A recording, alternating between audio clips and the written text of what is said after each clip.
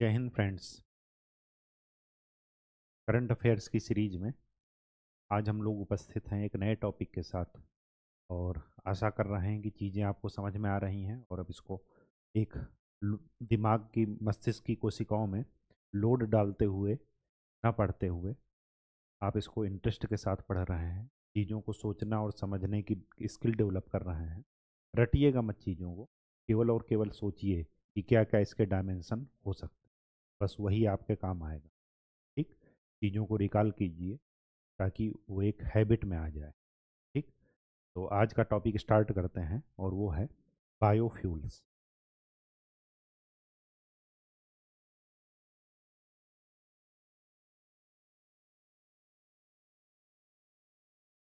इसको हिंदी में बोलते हैं जैव ईंधन।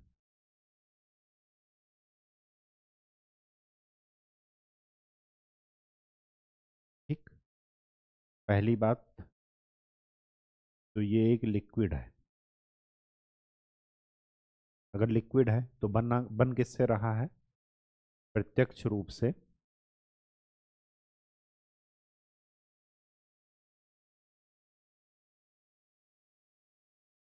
जैव भार या बायोमास का उपयोग करके बनाया जा रहा है।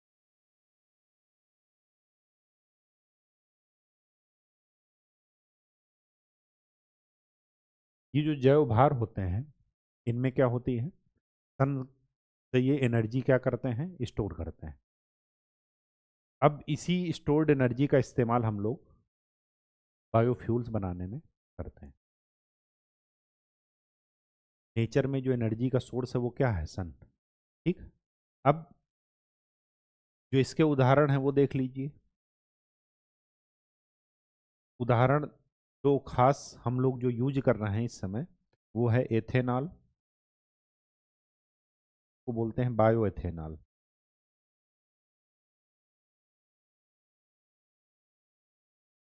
और दूसरा है बायोडीजल।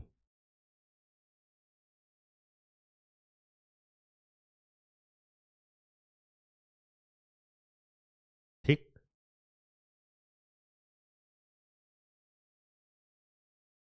ये जो हम लोग रॉ मटेरियल यूज कर रहे हैं इसको बनाने के लिए, जिसको आप बायोमास या जैव भार कह रहे हैं, इस मटेरियल के आधार पर इसको अलग अलग टाइप में डिवाइड किया गया। फर्स्ट जनरेशन,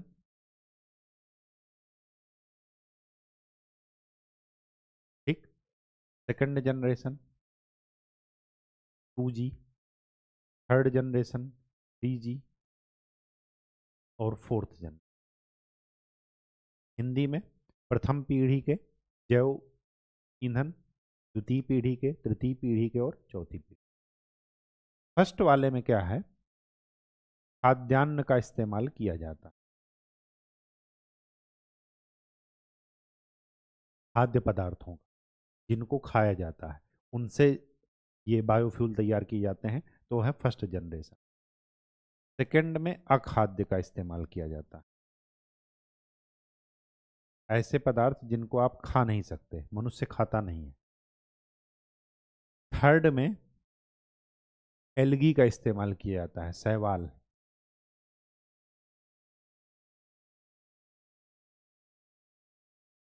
माइक्रो शैवाल और माइक्रो शैवाल।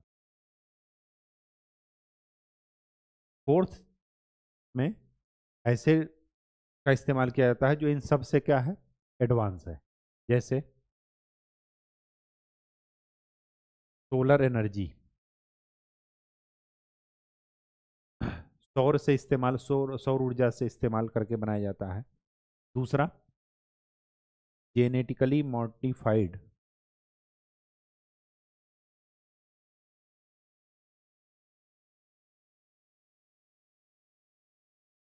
हाइड लिविंग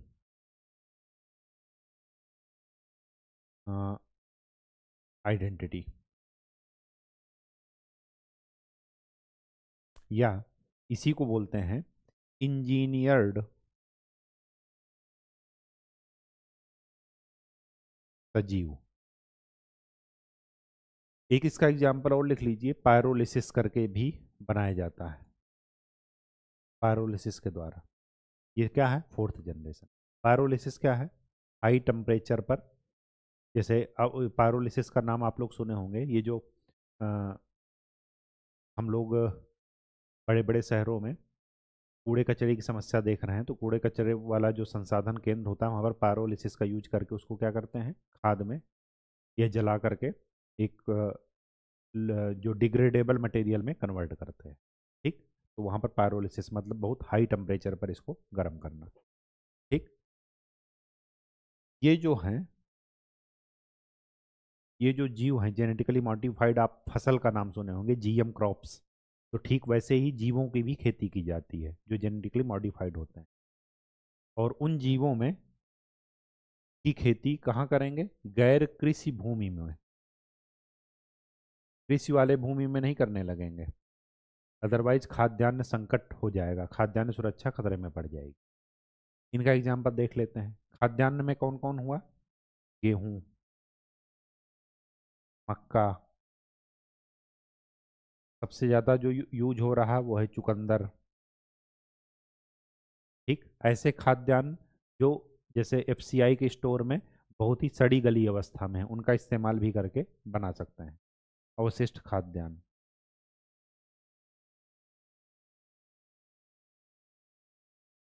जो आदमी के खाने लायक नहीं है, मनुष्यों को खाने लायक नहीं है, वो फर्स्ट जनरेशन में। सेकंड में क्या है जिसको मनुष्य नहीं खाता? लकड़ी, घास, फसलों के अवशिष्ट।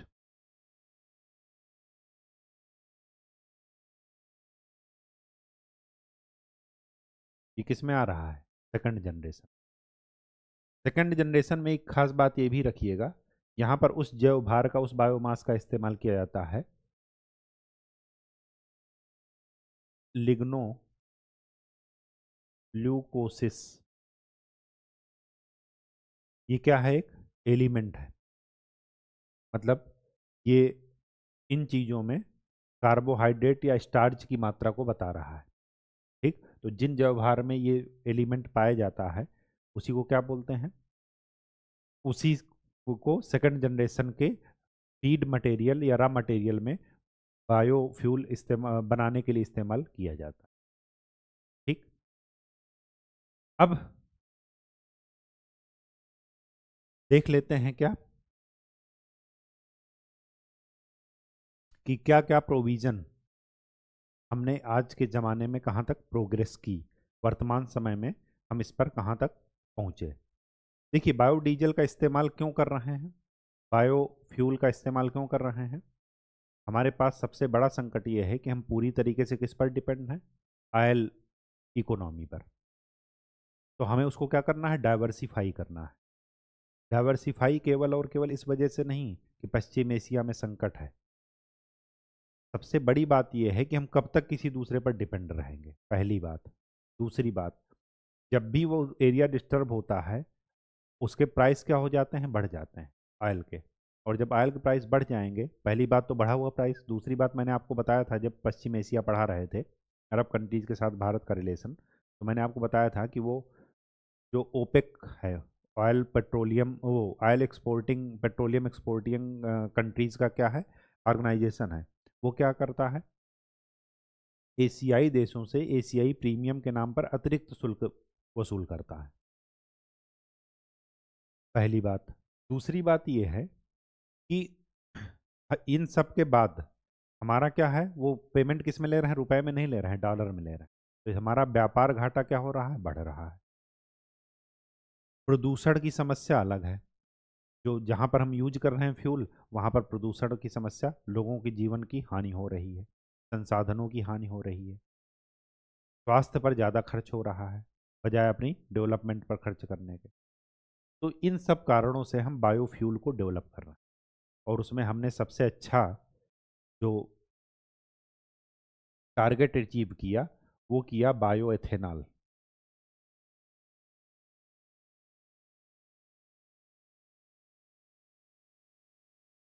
बायो एथेनॉल बना कैसे रहे? ये बना रहे हैं खाद्यान्न से कार्बोहाइड्रेट, या ये कहिए स्टार्च का डिस्टिलेशन करके, आसवन एक विधि होती है, केमिस्ट्री में आपने पढ़ा होगा, डिस्टिल्ड वाटर इसी विधि से तैयार किया जाता है। इसमें कोई भी जो है वो नहीं होते, बहुत ही शुद्ध पानी होता है वो डिस्टिल्ड वाटर, ठीक, कोई भी लवड़ उसमें नहीं होते। अब बायोएथेनॉल हम किस में मिला रहे हैं? पेट्रोल और डीजल में। और सबसे बड़ी बात यह है कि 10% मिलाने का लक्ष्य हम पूरा कर चुके हैं 2022 में, ठीक। और 15%, 15 नहीं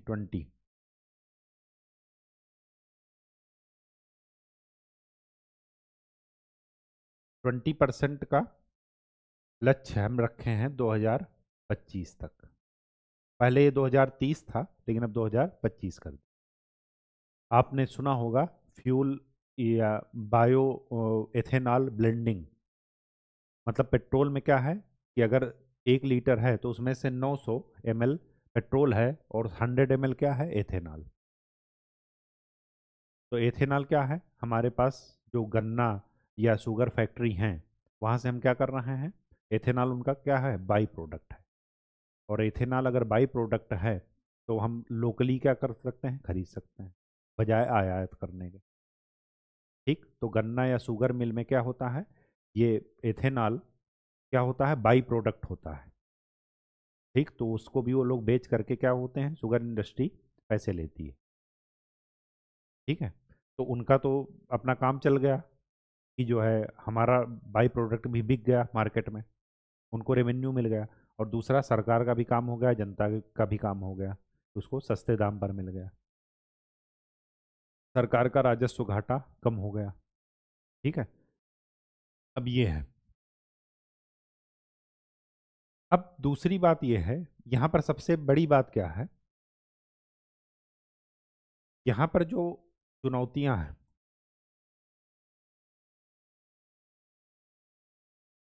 वो ये है कि हम यहाँ पर किसका इस्तेमाल कर रहे हैं? खाद्यान्न का। तो अगर खाद्यान्न का इस्तेमाल करेंगे तो खाद्यान्न संकट की भी समस्या होगी।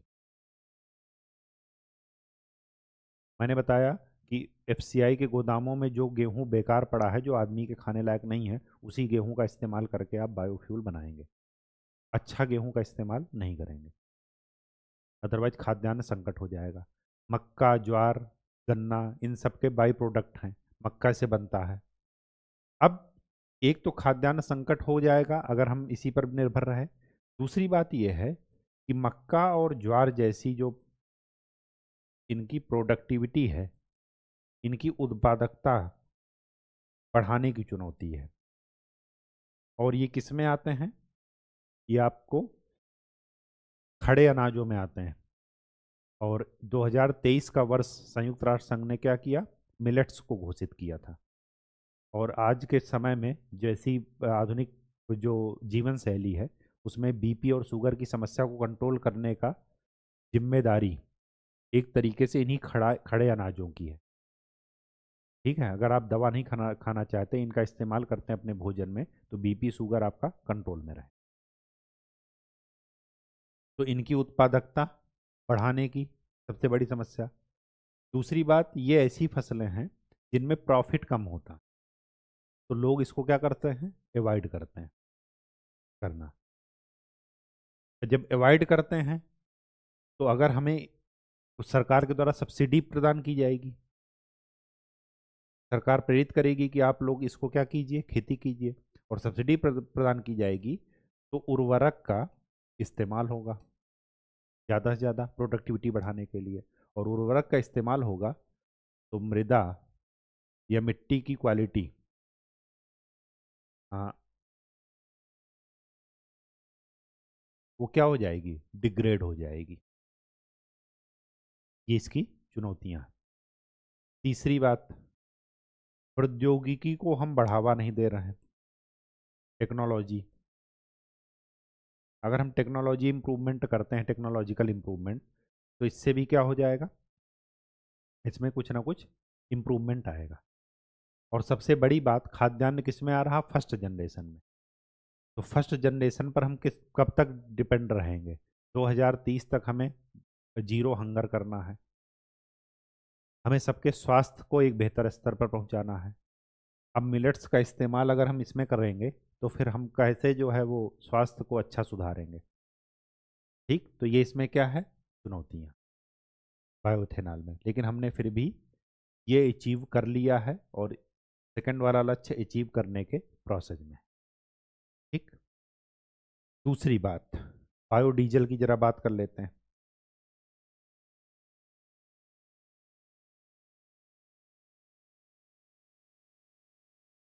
बायोडीजल कहाँ से होता है? ये जो वनस्पति तेल होते हैं, वेजिटेबल ऑयल, इनको ईस्टर में कन्वर्ट करके इसका इस्तेमाल, इसका जो है बायोडीजल बनाया जाता है। इसका एस्टरीफिकेशन करते हैं, ठीक है, इनको ईस्टर में कन्वर्ट करते हैं। जो हमारी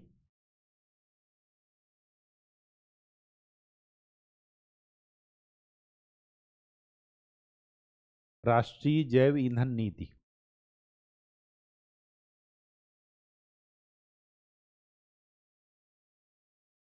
ये आई है 2018 में। इसमें हमने ये कहा है कि 5% बायोडीजल का इस्तेमाल किया जाएगा। ठीक, ये हमने टारगेट क्या कर रखा है, सेट कर रखा। लेकिन सबसे बड़ी जो चुनौती है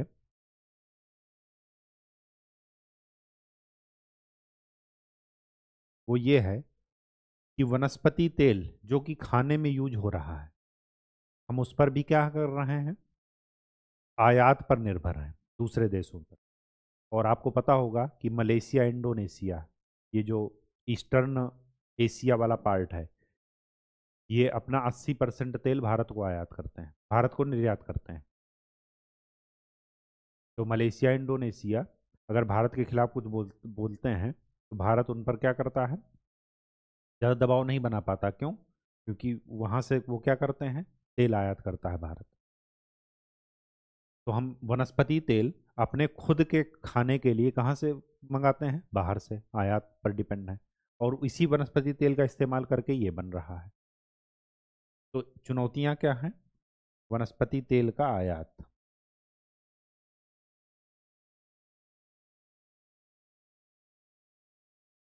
तो वनस्पति तेल का आयात हम कर रहे हैं, लेकिन हमने इसका एक हल निकाला। हल क्या निकाला? आपने देखा होगा FSSAI, food safety and security authority of India, इन्होंने क्या किया, एक गाइडलाइंस वो की, अगर आप तेल को बार बार गर्म कर रहे हैं तो उसमें ट्रांस फैट डेवलप होता है और वो क्या करता है, नुकसान करता है बॉडी को। हार्ट अटैक की संभावना सबसे ज़्यादा होती है। ट्रांस फैट उन चीज़ों में होता है जो प्रिजर्व करके रखी जाती हैं। जैसे आप कोई केक या पेस्ट्री वगैरह, जिनको आप काफ़ी दिन तक जो है सुरक्षित रखते हैं, तो उसमें क्या इस्तेमाल किया जाता है, ट्रांस फैट, ताकि चीज़ें सॉफ्ट रहें और ताज़ी दिखें आप। लेकिन वो आपके लिए क्या है, सेहत के लिए नुकसानदायक। उसके लिए FSSAI ने क्या किया, गाइडलाइंस डेवलप की कि 1% से ज़्यादा ट्रांस फैट नहीं होना चाहिए, जिसमें ट्रांस फैट को जीरो करने पर बात चल रही है। ठीक है, अब वनस्पति तेल को अगर आप बार बार गर्म कर रहे हैं, जैसे हलवाई के कढ़ाई में एक ही तेल से बार बार समोसा छाना जाता है, तो क्या हो रहा है, ट्रांस फैट डेवलप हो रहा है वहाँ पर, और वो स्वास्थ्य के लिए क्या है, हानिकारक। हार्ट अटैक के 90% केसेज में ट्रांस फैट ही जिम्मेदार होता है। अब इसका तोड़ इन्होंने क्या निकाला, एक इस्तेमाल किया ये वर्ड, रूको। रूको का क्या मतलब है, रीयूज्ड कुकिंग ऑयल। तो आर री नहीं करना है, UCO करना है। मतलब यूज्ड कुकिंग ऑयल को हम किस में दे रहे हैं? इसके लिए दे रहे हैं। और उससे क्या बनेगा? स्टरीफिकेशन होगा तो उससे क्या बनेगा? बायोडीजल। अब यूज्ड कुकिंग ऑयल कौन देगा? घरेलू आवश्यकता में तो लोग कम से कम तेल का इस्तेमाल कर रहे हैं, लेकिन ये जो बड़ी बड़ी इंडस्ट्री हैं, ये जो होटल्स हैं, वहाँ के तेल का इस्तेमाल बायोडीजल में किया जाता है, कलेक्शन किया जाता है, और उसके बाद कलेक्शन का मतलब उनको वो बेचते हैं कि ठीक है आप ही ले जाइए। ठीक है, तो पहली बात तो इसकी उपलब्धता क्या है? कम है। इसी वजह से यहाँ पर लक्ष्य कितना है? 5%। ये डीजल में मिलाया जा रहा है, बायोडीजल। ठीक। दूसरी बात, इनका और डेवलपमेंट कैसे कर सकते हैं? जो तीसरी पीढ़ी में हम बात कर रहे हैं वहां से। लेकिन उसके लिए भी हमें क्या करना है पड़ेगा? Technological development.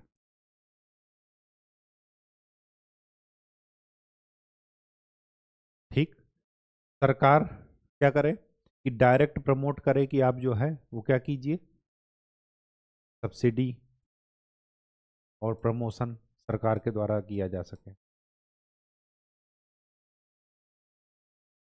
ठीक।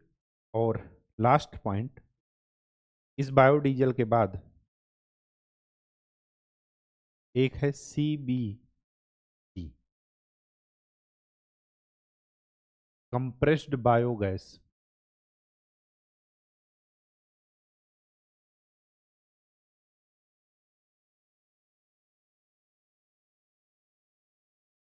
बायोगैस क्या होता है? जब अवशिष्ट में बैक्टीरिया डेवलप होते हैं और वो क्या करते हैं, उसका अपघटन करते हैं, तो उससे जो गैस निकलती है वो होती है बायोगैस। सबसे बड़ी बात यह है कि वो जो बैक्टीरिया अपघटन करते हैं वहाँ पर, वो अवायवीय होता है, एनएरोबिक। वहाँ पर ऑक्सीजन की जरूरत नहीं पड़ती। तो अवायवीय अपघटन के द्वारा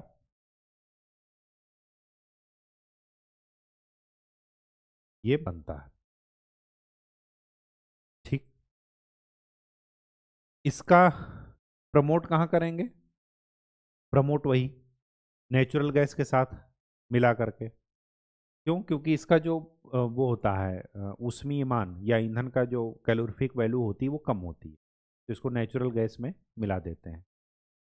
ठीक। जैसे वहाँ पर पेट्रोल और डीजल में ब्लेंडिंग कर रहे हैं, एथेनॉल और बायोडीजल का, वैसे ही इसको नेचुरल गैस में मिला देंगे। और इसके लिए एक पहल शुरू हुई थी, मतलब ये इस पहल में योगदान दे सकता है, इसको बोलते हैं सतत किफायती परिवहन के लिए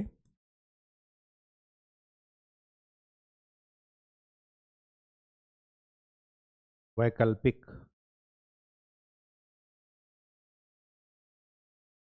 संधारणीय पहल। सतत sustainable action for affordable transport. ठीक। अब ये जो सतत है, इसमें क्या कहा गया है कि अगर आप CNG के साथ इसको इस्तेमाल करेंगे, CBG, तो CNG की आपकी कॉस्ट क्या हो जाएगी? कम हो जाएगी। ठीक। लेकिन इसमें भी वही चीज़ है कि सबसे पहली बात तो गाड़ियां उस लेवल की बने, जैसे जो मोटर उद्योग है उसको क्या कर रहा है सरकार, तो कुछ टेक्नोलॉजिकल डेवलपमेंट के लिए सब्सिडी दे, कि आप ऐसी जैसे इलेक्ट्रिकल व्हीकल के लिए देते हैं कि आप इलेक्ट्रिकल व्हीकल बनाइए, ताकि प्रदूषण की समस्या पर पार पाया जाए, विजय पाई जाए। तो ये इसी तरह यहाँ पर क्या है कि ये गैस अगर कंप्रेस्ड नेचुरल गैस के साथ क्या होगी, शामिल की जाएगी, तो इंजन भी तो होना चाहिए वैसे काम करने के लिए। अब पता चला इसको डाल दिए और वो चल ही नहीं रही गाड़ी, तो क्या फ़ायदा है इसका? तो वैसे टेक्नोलॉजिकल डेवलपमेंट किया जाए, उनको प्रमोट किया जाए कि आप वैसे वाहन बनाएं जो इस पर चल सकें। ठीक है। तो ये सारी चीज़ों के लिए हम लोग बायोफ्यूल पढ़ते हैं। तो ज़रा इनका एग्जाम्पल, इनकी समस्या चुनौतियाँ, कुछ दो चार पॉइंट आप ध्यान रखिएगा जिससे कि आप ये लिख सकें। ये सब उसी पार्ट का टॉपिक है जो हमने आपको एक टॉपिक पढ़ाया था, डीकार्बोनाइजेशन ऑफ इंडियन इकोनॉमी। भारतीय अर्थव्यवस्था का डिकार्बोनाइजेशन कैसे कैसे हो, तो उसके लिए ही है ये। एक आपको एक तरीका मिल जाएगा बायो। ठीक, तो आप इस पर भी 8-10 लाइनें लिख सकते हैं। तो आज के लिए इतना ही। नेक्स्ट लेक्चर में हम लोग ग्रीन हाइड्रोजन पर बात करें। तब तक के लिए खूब अच्छे से पढ़ाई कीजिए, मेहनत कीजिए। धन्यवाद।